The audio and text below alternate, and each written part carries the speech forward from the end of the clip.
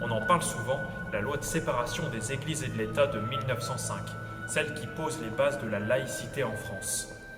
Mais une mesure agite encore plus le débat, c'est ce qui consiste à mener l'inventaire des biens de l'Église. Les paroissiens s'en méfient, ils y voient surtout un moyen pour l'État de prélever les biens de leur paroisse. Tout commence le 23 février lorsqu'un gendarme vient à Vambrochy pour avertir qu'un inspecteur passera faire l'inventaire quelques jours plus tard.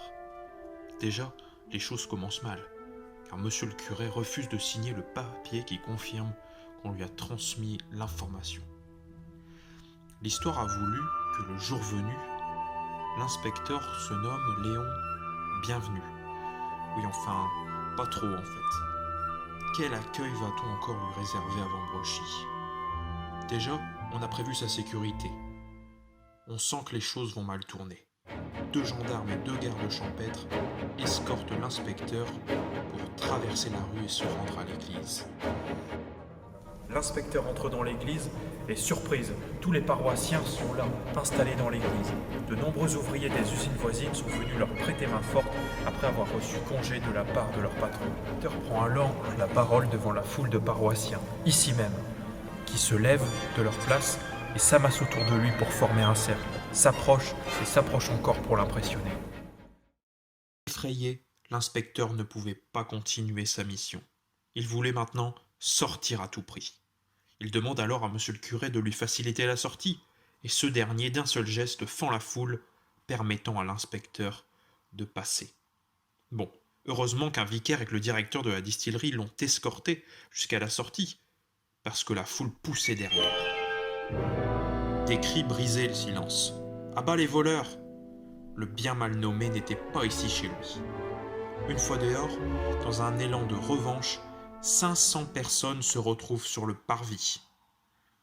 Un groupe commence alors à entonner des cantiques. Un autre groupe va chercher des matériaux lourds, des traverses, des sommiers. Que vont-ils faire avec ça ? Tout simplement barricader l'église ici même. Depuis la sacristie, des Vambrocitains donnent des vivres aux personnes restées à l'intérieur de l'église pour la barricader. Sur le toit de l'estaminet en face, les habitants regardent ce qu'il se passe. Et tout le monde est à sa fenêtre. On vit ce jour-là à Vambrochy un événement exceptionnel. On ne rigole plus. Et du côté du préfet non plus, qui décide d'envoyer l'armée pour calmer le jeu à Vambrochy. Oui, 200 hommes sont envoyés pour permettre à l'inspecteur de mener à bien sa mission. La résistance y est considérable, puisqu'au fur et à mesure, 200 personnes se trouvent à l'intérieur de l'église et entassent toujours plus de nouveaux matériaux. L'inspecteur doit bien remplir sa mission. Il tente une première fois de rentrer dans l'église à 11h. Il essaie encore, et ce n'est qu'à 14h30 qu'il y parvient enfin.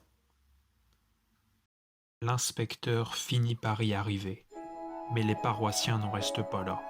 Ils sont bien décidés à signaler leur opposition à cette loi.